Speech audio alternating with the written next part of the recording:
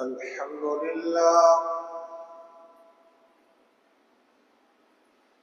نحمده ونستعينه ونستغفره ونؤمن به ونتوكل عليه ونعوذ بالله من شرور أنفسنا ومن سيئات أعمالنا من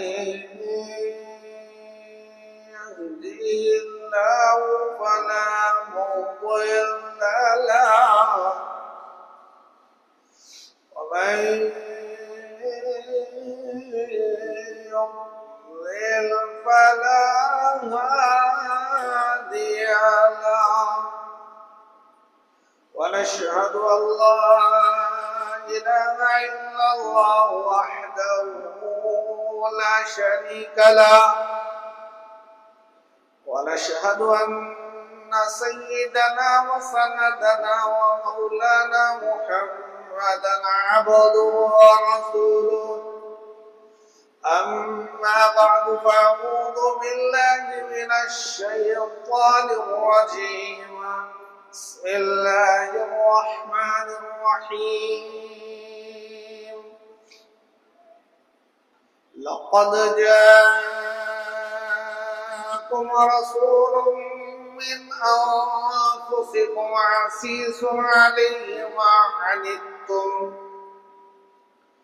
حريص عليكم بالمؤمنين رؤوف رحيم فإن تولوا فقل حسبي الله لا إله إلا هو عليه توكلت وهو رب العرش العظيم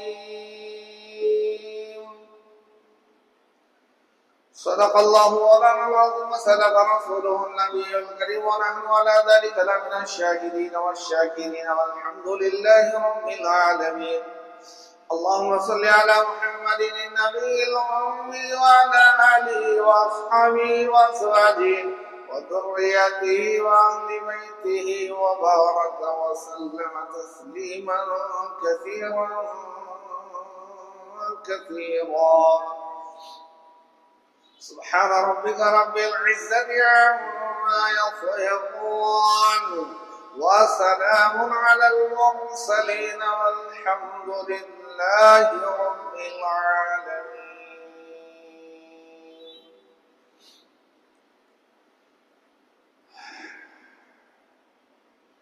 محترم حاضرین،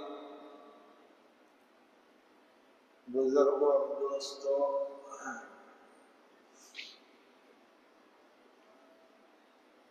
یہ جو مہینہ ہے ربیع الاول کا مہینہ ہے، اس کی آج 7 تاریخ ہے۔ ربیع کے معنی آتے ہی بہار،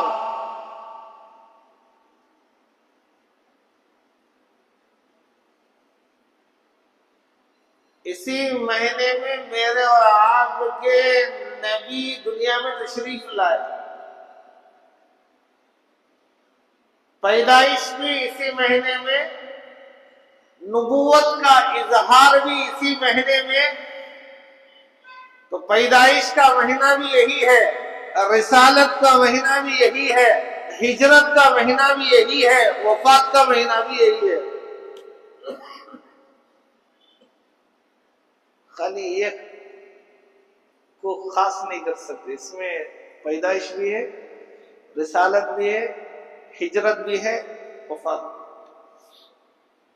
تو بہار، واقعی نبی کی پیدائش سے دنیا میں بہار آئی، نام ہی بتا رہا۔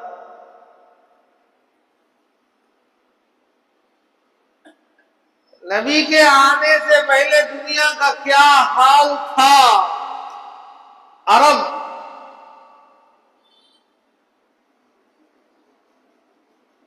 شراب عام، زنا عام، جوا عام، عصمت دری عام، یہ چار کامیں خوب کوئی روک نہیں، کوئی ٹوک نہیں۔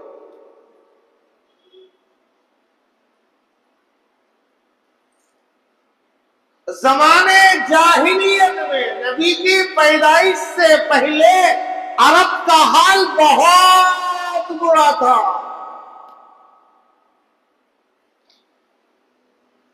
زنا، ہائے ہائے کثرت زنا کی، جیسے آج ہو رہا ہے، محلہ محلہ، شہر شہر، گاؤں گاؤں، خریا خریا زنا کے اڈوں کو ایجاد کیا جا رہا ہے، شان سے دھندا چلایا جاتا ہے، کمائی کا ذریعہ سمجھا جا رہا ہے، تجارت سمجھا جا رہا ہے۔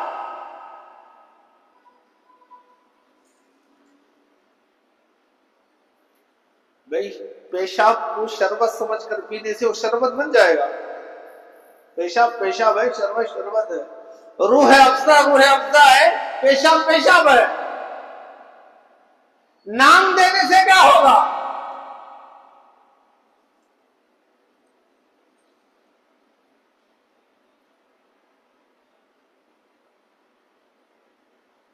تو دنیا کی چار حالتیں، ایک نبی کے آنے سے پہلے اخلاقی حالت،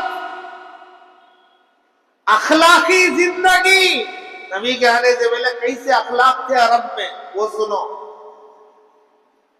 دوسرا، نبی کے آنے سے پہلے سیاسی حالات،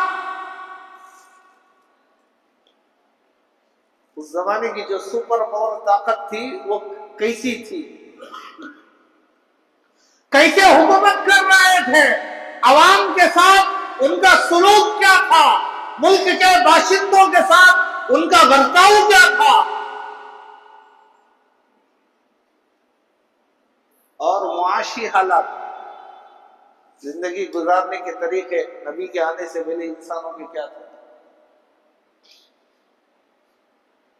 اور چوتھی چیز معاشرہ،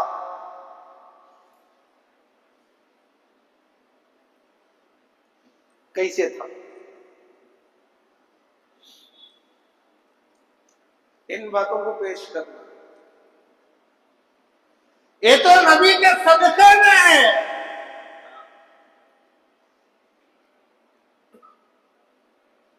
نبی کے آنے سے پہلے حالات بہت برے تھے، غلاموں کا کوئی مقام نہیں، یعنی انہیں انسان ہی نہیں سمجھا جاتا۔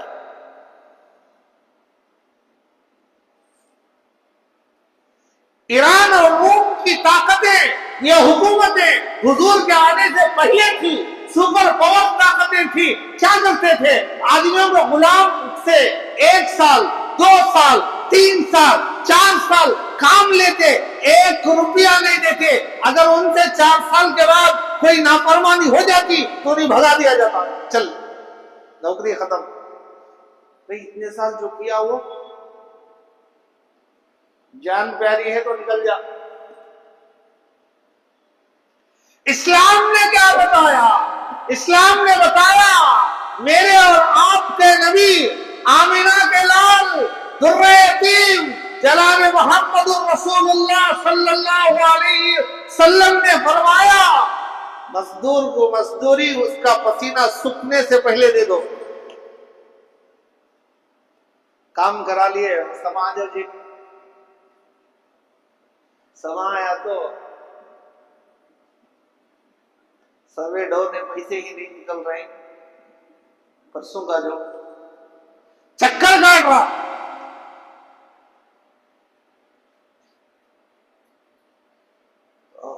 نبی کے آنے سے پہلے غلاموں کے ساتھ بہت برا سلوک۔ آج تو غلاموں کا دور نہیں ہے، اس زمانے میں غلاموں کا دور تھا، خریدتے تھے۔ اللہ کے رسول کے پاس قیدی گرفتار ہو کے آئے، اللہ کے رسول نے فرمایا ان کو میرے کمرے کے قریب گھر کے اندر بند کر دو۔ مسجد نبوی کے دیوار سے لگ کر نبی کے گھر تھے، उम्महातुल मोमिनीन, अज़वाज मुतहहरात के घर थे। आज भी आप पुराना जो नक्शा है उसे लेकर देखो, आपको समझ में आएगा।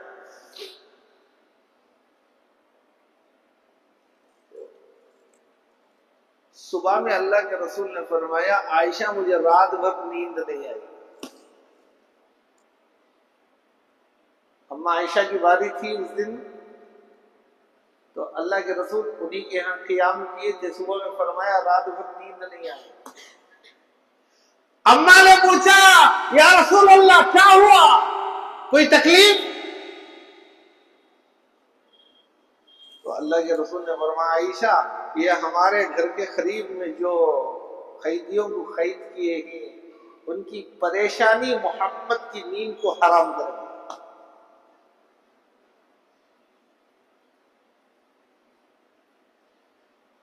गुलामों के साथ सुलूक बताया जा रहा है, लोगों जो तुम खाओ वो अपने मातहत लोगों को खिलाओ, जो तुम पहनो वो उनको पहनाओ।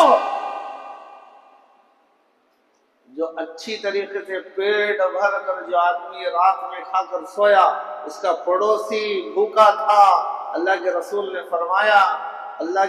फरमाया कल क़ियामत के दिन में इसकी सिफारिश नहीं करूंगा। हुजूर की सिफारिश से महरूम, पड़ोसी का ख्याल नहीं लग रहा है, मजे खुद ले रहा है। तो ये इस्लाम सिखा रहा है। उन गुलामों की नींद न आने की वजह से, उनकी परेशानी की वजह से मेरे और आपके आका जनाब मोहम्मद रसूलुल्लाह सल्लल्लाहु अलैहि वसल्लम सारी रात सो नहीं सके और उनको आजाद कर दिया। ये तरीका किसने बताया? क्या ईरान वालों ने बताया? रोम वालों ने बताया? वो तो जानवरों से बदतर सुलूक गुलामों के साथ कर रहे थे। उनको खाना देना पसंद नहीं, उनको रकम देना पसंद नहीं, उनकी मजदूरी देना पसंद नहीं, उनको कपड़े देना पसंद नहीं। अपनी नजर में उन्हें इंसान ही नहीं समझते थे।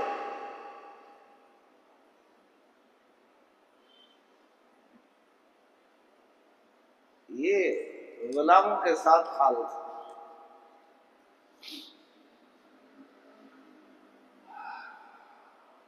और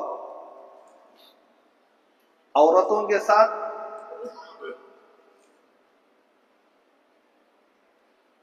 मुआशरे के अंदर हुजूर के आने से पहले औरत का कोई मकाम नहीं था।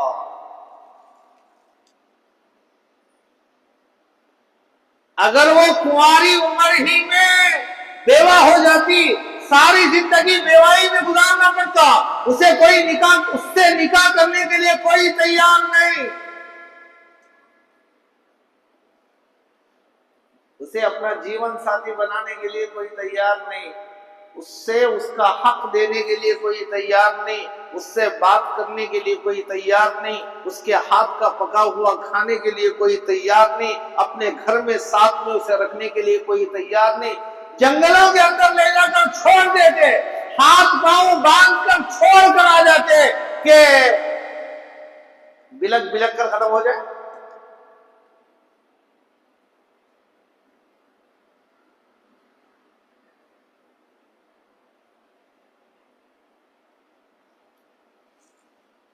अल्लाह के रसूल आए तो बेवाओं को गले से लगाया। हुजूर की 11 निकाहों में एक ही बीवी बाकिरा ही बाकी असु बेवा 10।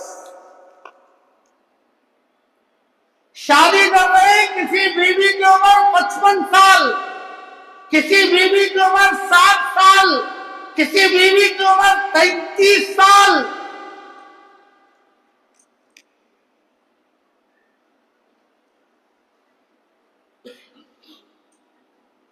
ये क्या सबक मिल रहा है? अल्लाह के रसूल ने औरतों के हुकूक को बताया। नबी के आने से पहले, पैदाइश से पहले, नबी की पैदाइश से पहले अरब औरतों के साथ बहुत बुरा सलूक करते थे, लड़कियों को गाड़ देते थे। इंसानी नबी ने हुकूक को उजागर किया। किताबों में लिखा है हजरत उमर फारूक रजी अल्लाह अन्हु के दौर में जब मिस्र फतह हुआ, इजिप्ट, मिस्र, आज नाम बदल लिए,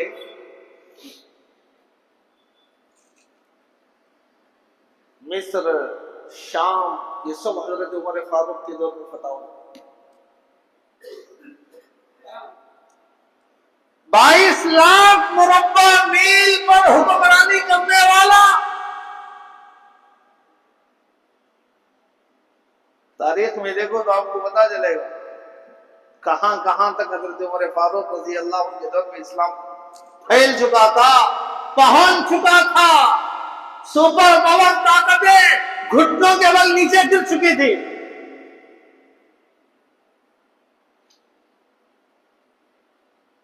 तो मेरे भाइयों, रबीउल अव्वल आता है, हमें सबक याद दिलाता है, हमें जिंदगियों में तब्दीली लाना है। नबी की जिंदगी को सुनकर जिंदगी उसी तरह गुजारने का अज़्म करना चाहिए। ये नहीं कि हमारी जिंदगी को देखकर दूसरा थूके। इनके तो सताने का महीना आ गया, परेशान करने का महीना आ गया, जानवर बनने का महीना आ गया, मुसाफिर परेशान, महल्ले वाले परेशान, पड़ोस परेशान। ऐसा ना हो।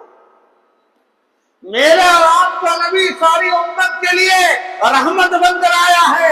कुरान ऐलान करता है, वमा अरसलनाका इल्ला रहमतल लिल आलमीन।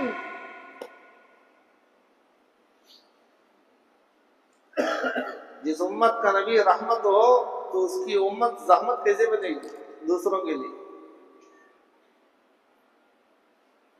इस्लाम ये सबक नहीं देता, दरिंदगी का सबक इस्लाम नहीं देता, जानवरपन जाहिर करने का सबक इस्लाम नहीं देता, जंगली बनने का इस्लाम सबक नहीं देता, दरिंदा बनने का इस्लाम इजाजत नहीं देता। इस्लाम तो इंसानियत सिखाता है। मेरे और आपके नबी ने इंसान बना कर गया है और इंसान को अल्लाह से मिला कर गया है। तो क्या दौर था जब अल्लाह के रसूल आए।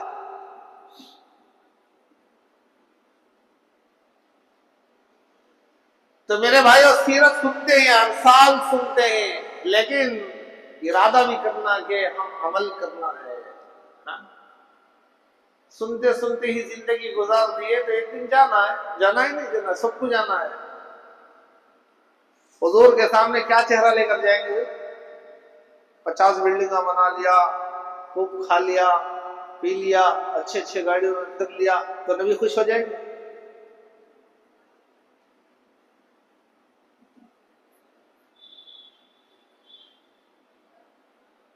नबी ने उम्मत की खातिर पेट पर पत्थर बांध कर गया है। चाहते तो आसमान से दस्तरखान आता। हजरत ईसा की उम्मतियों के लिए दस्तरखान उतरा था। वांज़िर अलैना माइदतम मिनस समा। तो हुजूर के इशारे पर जन्नत से दस्तरखान नहीं आता, भूखे रहने की क्या जरूरत थी। पत्थर बांध कर बताया, देखो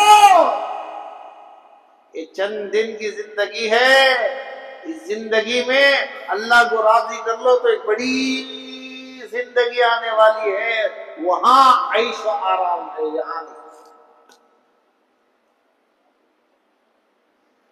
यहां जो कुछ भी है जिंदा रहने के लिए है। बस कमाओ इतना कि खा सके, कमाओ इतना सर छुपाने के लिए घर बना सके, कमाओ इतना जाने के लिए सवारी हो सके, कमाओ इतना पहनने के लिए लिबास बना सके।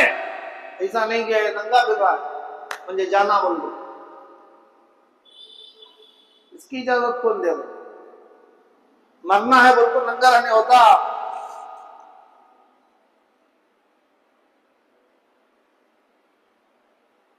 इसकी इजाजत इस्लाम नहीं देता। खाओ पियो कमाओ, लेकिन आखिरत बनाओ, आखिरत को मत भूलो। नबी की जिंदगी नमूना है, आइडियल सामने मौजूद है। तुम्हें यूरोप देखने की जरूरत नहीं, रूस, دیکھنے کی ضرورت نہیں. نبی کی زندگی قرآن بیان کرتا ہے, نبی کی زندگی احادیث میں موجود ہے, 10 لاکھ احادیث موجود ہیں. نبی کا اٹھنا بیٹھنا چلنا پھرنا بولنا معاملات سیاست حکومت ریاست سب موجود, ہر لائن سے زندگی کا ہر شعبے کے لیے رہنمائی ہے.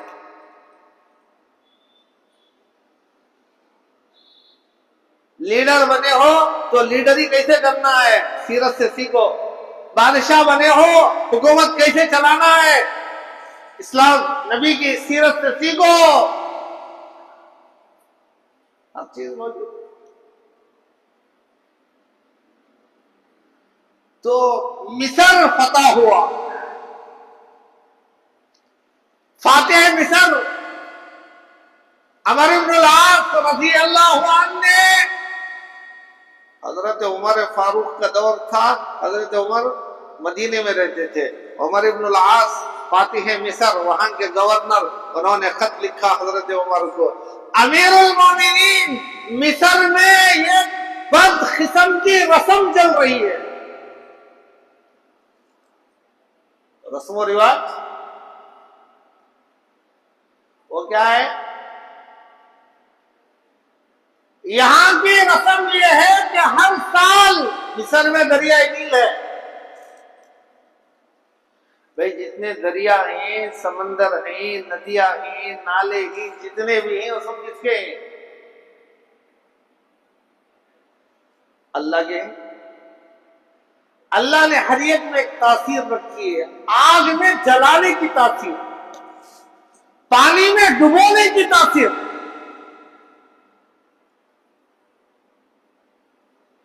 ہر ایک چیز کے اندر اللہ نے ایک تاثیر رکھا. اور اللہ نے دنیا والوں کو بتانے کے لیے اللہ نے ایسے واقعات بھی ظاہر فرمائے. دیکھو دیکھو دیکھو, ان واقعات کو دیکھ کر سمجھو اصل جو ہے, اصل جو مالک ہے, جس کا حکم اصل جو چلتا ہے وہ اللہ ہے. یہ بتانے کے لیے حضرت ابراہیم کے ساتھ واقعہ پیش آیا. آگ میں ڈالا گیا, آگ نے نہیں جلایا. تو معلوم کیا ہو رہا ہے؟ آگ جلائے گی کب؟ جب اللہ اس میں اثر ڈالیں گے تو وہ نقصان ہو جائے گا.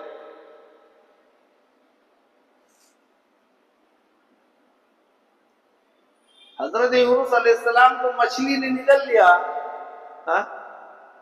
کسی آدمی کو مچھلی کھا لے تو وہ زندہ رہے گا بھائی؟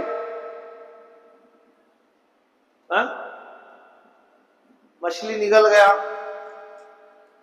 کوئی اور جانور انسان کو کھا گیا تو زندہ رہے گا؟ نہیں رہے گا.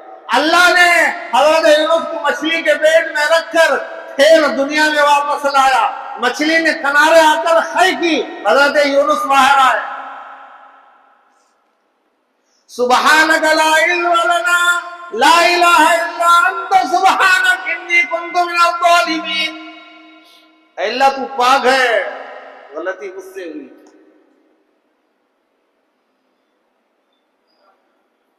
اے اللہ تو ساری کمیوں سے پاک.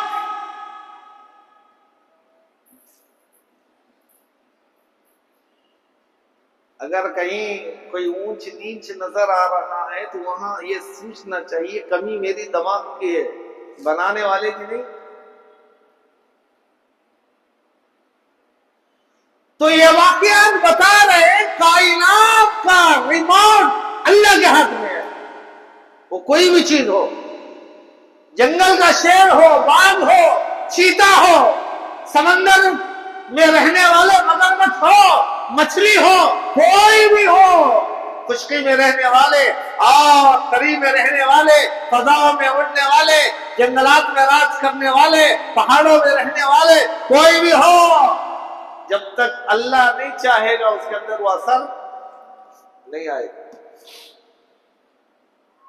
تو حضرت عمر بن العاص نے خط لکھا, امیر المومنین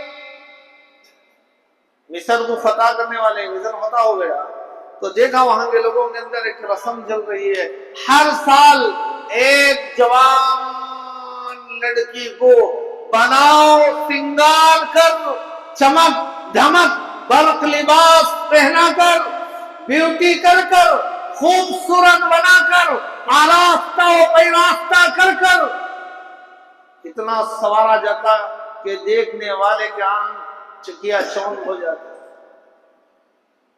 اتنا خوبصورت بنا کر، شاندار لباس پہنا کر لے جا کر دریا میں ڈال دیا جاتا تو دریا کا پانی بہنے لگتا۔ سال میں ایک مرتبہ دریائے نیل کا پانی رک جاتا، جب تک نوجوان لڑکی کی بلی نہ دی جاتی پانی نہیں چلتا تھا، اور لوگوں کے ذہن میں بات بیٹھ گئی تھی کہ جب تک بلی نہیں دیں گے پانی نہیں آئے گا۔ یہ جاہلیانہ عقیدے اور اللہ سے یقین نہ ہونے کی باتیں ہیں تو لوگوں میں ہوتے، کیونکہ وہ وہاں کے لوگ مسلمان نہیں تھے، مسلمان بعد میں ہوئے۔ جب حضرت عمر بن العاص نے دیکھا یہ تو صحابی ہے، یہاں جو ہو رہا ہے غلط ہے، انہوں نے فوراً پرکھ لیا اور حضرت عمر کو اطلاع کی یہاں ادھر ہو رہا ہے، تو بھئی اب ہو رہا ہے پانی، نوجوان لڑکی کو جب اندر ڈالا جاتا دریا کے اندر تو پانی بہتا، نہیں ڈالتے تو پانی نہیں بہتا، یہ تو پانی کا مسئلہ ہے، کرے کیا؟ حضرت عمر بن خطاب نے خط لکھا، صحابی رسول تھے، حضرت عمر کا ایمان، اللہ اکبر، اللہ کے رسول نے جن کے بارے میں فرمایا اگر میرے بعد اور نبیوں کا سلسلہ اگر اللہ رکھتا تو میرے بعد عمر نبی ہوتا۔ لو کان بعدی نبی لکان عمر، اتنا بڑا مقام رکھنے والا صحابی، انہوں نے دریائے نیل کے نام خط لکھا، اے دریائے نیل، اللہ کے رسول کا غلام عمر بن خطاب تجھے یہ حکم دیتا ہے، تجھ سے یہ پوچھتا ہے، اے دریائے نیل بتا اگر تو اپنی طرف سے چل رہی ہے، اپنی طرف سے تیرا پانی رواں دواں ہے تو سن لے تیرے پانی کی ہمیں ضرورت نہیں ہے، اگر تو اللہ کے حکم سے چلتی ہے، تیرا پانی اللہ کے اشاروں سے بہتا ہے، کبھی تجھے اللہ کے حکم سے یہ حکم دیتے ہیں کہ پانی جاری ہو جائے، کوئی لڑکی نہیں ڈالی جائے گی، کسی لڑکی کا قتل نہیں کیا جائے گا، کسی کو ناحق تیرے اندر دبایا نہیں جائے گا، خودکشی کرنے پر مجبور نہیں کیا جائے گا، کسی کی جان نہیں لی جائے گی، اگر اللہ کے حکم سے تو جاری ہے تو جاری ہو جا، یہ خط لکھ کر پہنچا دیے، یہ خط لے جا کر دریا میں ڈال دو۔ دنیا نے دیکھا، تاریخ میں لکھا ہے، جیسے ہی یہ چٹھی لے جا کر جب دریا نیل میں ڈالا گیا، چٹھی جیسے ہی گری، دریا اپنے آب و پورے زور و شور کے ساتھ، آب و تاب کے ساتھ اس کا پانی رواں اور دواں ہو گیا اور وہ رسم ختم ہو گئی۔ جس کی ایک چٹھی پر پانی ان کی بات مان رہا ہے، ہوائیں ان کی بات مان رہی، یہ کون لوگ تھے جو دنیا کے اندر نبی کی زندگیوں پر اپنی زندگی لگائی، نبی کے نقش قدم پر انہوں نے چلنے کی کوشش کی، اپنے آپ کو ڈالا تو دنیا کی ہر چیز ان کے تابع بن گئی۔ تو آج ہمیں سیرت سننے میں یہی پیغام ملتا ہے، یہی پیغام لینا چاہیے، یہی پیغام دیا جا رہا ہے، یہی سبق لینا چاہیے کہ ہم اپنی زندگیوں میں نبی کی سنتوں کو لائیں گے، اپنی زندگی ایسی گزاریں گے جس طرح گزارنے کا میرا رب نے حکم دیا، میرے نبی نے گزار کر زندگی بتائی، بنائی، دکھائی، اس طریقے سے ہم زندگی گزاریں گے تو میرے بھائیوں بھی یہ سننا، یہ بولنا سب کامیاب ہو جائے۔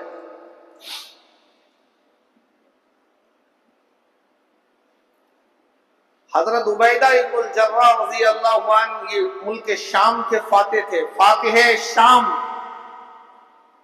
شام ईरान, रोम सब यहूदी रहते थे। जब ये मुसलमानों के अंडर में आया तो जिजिया तय किया गया। जिजिया का मतलब ये है कि अगर वहां रहने वाले टैक्स के तौर पर, टैक्स तो नहीं था, जिजिया था, यानी ये इकरार करे हमें इनकी हुकूमत तस्लीम है, हम इनके साथ जिंदगी गुजारेंगे, तो सालाना कुछ रकम अदा करना पड़ता।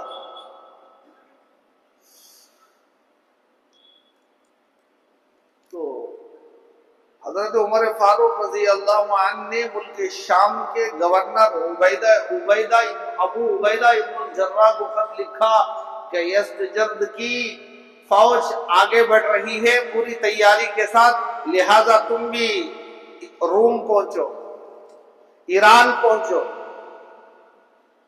लेकिन याद रखो तुमने 1 साल का टैक्स लिया है, जिजिया लिया है, अभी 6 महीने ही गुजरे हैं, अभी 6 महीने पूरा नहीं हुआ, तुम यहां से ईरान जाना है, यहां छोड़ के जाना है, यहां के लोगों की सहूलत तुम नहीं कर सकते, आगे निकलना है, तो लिहाजा 6 महीनों का जिजिया ले जाकर हर आदमी के घर पर पहुंचा के आए, वापस करके आए।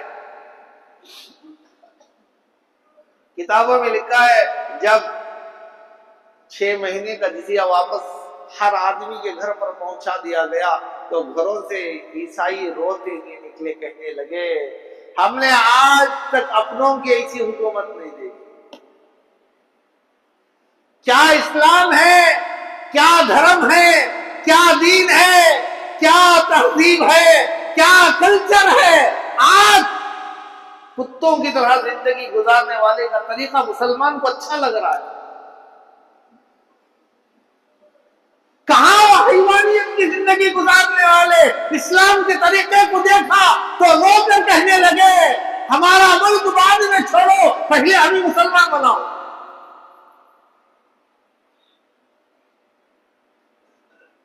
अखलाक से दीन फैला है मेरे भाइयों।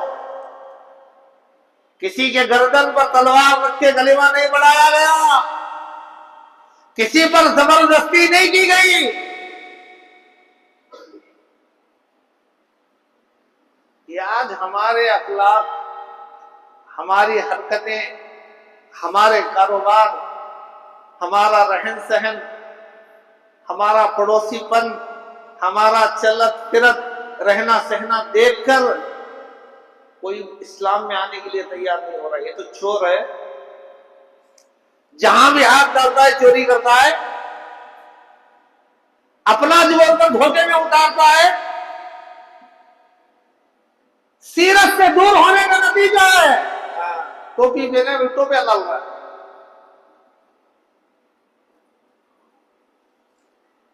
क्या हाल क्या है, जरा सोच को देखो, अपने मुआशरे का हाल देखो। हम जिस दौर में जिंदगी गुजार रहे हैं, हर आदमी अपना सोचे, दूसरे को निशाना नहीं, मेरा क्या हाल है। हमेशा दूसरों की तरफ उंगलियां उठते हैं, अपनी तरफ नहीं उठते। ये कसूर हमारा है। जिल्लत के गड्ढे में गिर रहे, ठोकरे खा रही तो क्यों खा रहे हैं? ये कसूर हमारा है, ये कसूर हमारा है। जिस बर्तन में खाए उसी बर्तन में सुराख हम कर रहे हैं, जिसका नतीजा भुगत रहे। उस अल्लाह की नेमतें हमेशा इस्तेमाल करके उसी के साथ गद्दारी कर रहे हैं, उसी के साथ बगावत कर रहे हैं, उसी की नाशुक्री कर रहे हैं, उसी की नाफरमानी कर रहे हैं। 24 घंटों में गौर कर लो कितनी बार अल्लाह को नाराज हम कर रहे हैं। हर दिन में एक दिन आता, वो भी बोलने के वास्ते, समझाने के वास्ते, वो भी समझने के लिए, सुनने के लिए, आने के लिए मजमा तैयार। गफलत से उठाने के लिए ये दिन आया है, लोगों को बेदार करने के लिए, समझाने के लिए। भाई कहां जा रहे हो, कितने दिन ऐसी जिंदगी गुजारोगे? यहाँ परमानेंट रहना नहीं है, यहाँ की लंबी जिंदगी नहीं है। यहाँ 10 साल में भी मौत आ सकती है, यहाँ जवान को भी आएगी, बूढ़े को भी आएगी। माँ के पेट से निकला हुआ बच्चा निकलते ही मौत आ गई। कोई जवानी में, कोई बचपन में, कोई लड़कपन में, कोई बुढ़ापे में, कोई 100 साल में। کوئی گارنٹی نہیں ہے کہ ہر ایک کو 100 سال ہی میں آئے. تو ہمارا یہ رویہ رہے گا، یہ حال رہے گا تو میرے بھائیوں ہم سیرت سنیں گے تو پھر کیا فائدہ؟ سیرت سن کر زندگی نہیں بتائیں گے تو کیا فائدہ؟ نبی کی سیرت، سیرت کا نام لے کر، نبی کا نام لے کر جلوس نکالے، زندگیوں میں تبدیلی نہیں آئی تو کیا فائدہ؟ نبی سے محبت کے بڑے بڑے گیت کھائے، گھر کے اندر نبی کا دسترخوان نہیں ہے تو کیا فائدہ؟ ہمارا رہن، ہمارا سہن سب بدل گیا، خالی نام میں بس.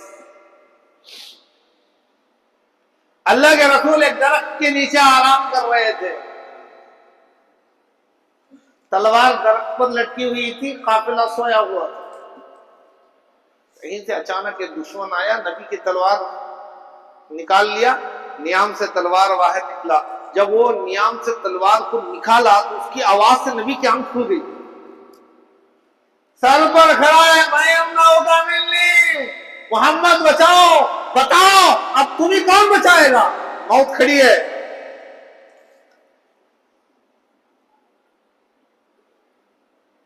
سامنے تلوار لے کر کھڑا ہے، پوچھ رہا ہے بتا کون بچائے گا؟ تو اللہ کے رسول کوئی پریشان نہیں، کوئی گھبرے نہیں ہوئے، کوئی ٹینشن نہیں، بڑے اطمینان کے ساتھ کہا اللہ. جیسے نبی کے زبان سے اللہ نکلا، اتنا پاورفل تھا. جس کے ہاتھ میں تلوار تھی اس نے سنا تو لرزہ آ گیا، تلوار نیچے چھوڑ دیا. اللہ کے رسول نے اٹھا لی اور کہا اب بتا تجھے کون بچائے؟ اس نے منتیں کر دی، آپ کی رحمت مجھے بچائے گی، آپ معاف کریں گے تو میری جان بچے گی، ورنہ گردن میری نکل جائے گی. تو اللہ کے رسول نے فرمایا جا میں نے تجھے معاف کر دیا. تو یہ واقعہ کیا بتا رہا ہے؟ یقین کے کچوں، دین سے دور رہنے والوں، دین سے بغاوت کرنے والوں، لیبل دین کا لگا کر، اسلام کا لگا کر، جاہلیانہ رسومات اپنے گھر کے اندر سے جنم دینے والوں، سنو واقعہ کیا بتا رہا ہے. کتنا ایمان مضبوط. نبی نے ایمان کو مضبوط بنانے کا حکم دیا ہے. آج ہمارا ایمان چھوٹی چھوٹی باتوں سے نکلتا جا رہا ہے.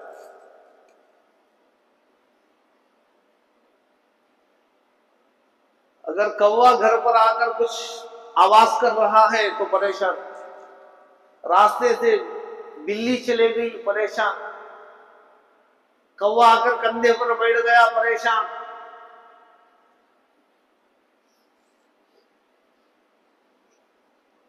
یہ کیسا عقیدہ ہے بھائی؟ یہ کہاں جا رہے ہیں؟ تو اللہ کے رسول علیہ السلام نے امت کو کیا پیغام دیا، کیا سبق دیا، صحابہ کو کیسے تیار کیا، نبی کے آنے سے پہلے کیا حالات تھے، بچوں کے ساتھ کیا حالات تھے، بڑوں کے ساتھ کیا حالات تھے، غلاموں کے ساتھ کیا حالات تھے، اور لڑکیوں کے ساتھ کیا حالات تھے، عورتوں کے ساتھ کیا حالات تھے. اتنا برا حال. نبی جب آئے تو ہر ایک کو اس کا حق پہنچایا. ایک بار اللہ کے رسول صلی اللہ علیہ وسلم گھر سے باہر تھے، ایک بیوہ خاتون اپنے 2 بچوں کو لے کر نبی کے گھر پر آئے. پوچھا اللہ کے نبی ہیں؟ اما عائشہ نے فرمایا نہیں، کہیں باہر گئے.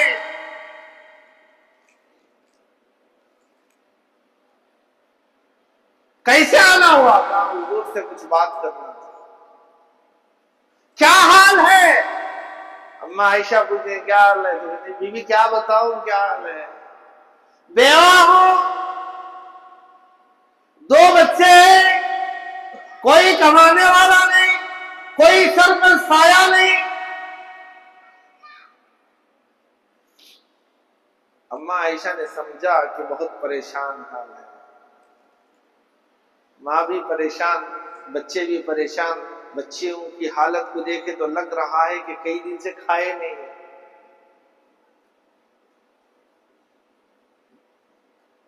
رمضان میں ایک دن بغیر سحری کے روزہ رکھ لیا تو پورا دن سڑا ہوا لگ رہا، دیکھنے والا سمجھانا کیا کی ہوگا ان سے، ہوگا کیا جی سحری کرے کیوں اتنی دیر تک جاگ لگ مرے تھے؟ تراویح پڑھ کو سو جاتے تو سحری میں آنکھ کھل جاتی۔ اب پورے آنکھ بولتا صبح سے شام تک بغیر سحری کے روزہ رکھ لیا، بغیر سحری کے روزہ رکھ لیا، بغیر سحری کے روزہ رکھ لیا، تو ایک وقت کا نہیں کھا تو کیا ہو گیا؟ تب وہ بچیوں کا پاپا کھڑنے کی طاقت نہیں، چلنے کی طاقت نہیں، اندازہ ہو رہا ہے، زبان سے بولا نہیں جا رہا ہے، تو اماں عائشہ گھر کے اندر گئی، تلاش کیا، 2 کھجور ملے،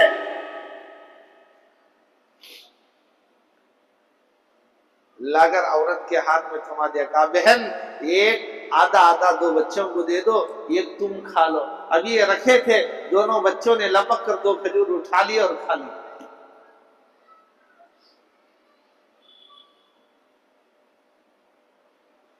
پھر میرے بھائیو یہ واقعہ اور آگے ہے، کیا ہوگا، یہ نبی تک بات کیسے پہنچے گی، نبی اس عورت کے بارے میں کیا کہیں گے؟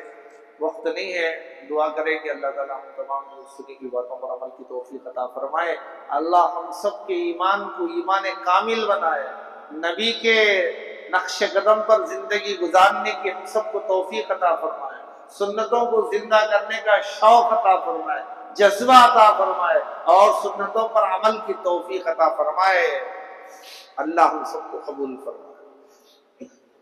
آخر میں ایک مسئلہ ہے، ایک اعلان ہے۔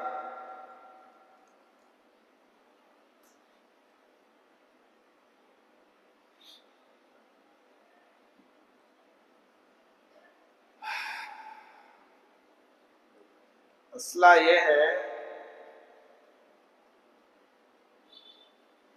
ایک آدمی کو بچانے کے لیے دوسرا آدمی زندہ ہو یا مردہ ہو، اس کی کڈنی یا اس کا گردہ یا اس کا دل نکال کر اسے ڈال سکتے ہی نہیں ڈال سکتے؟ خرید کر بیچ کر دوسرے آدمی کو ڈالنا جائز ہے یا نہیں ہے؟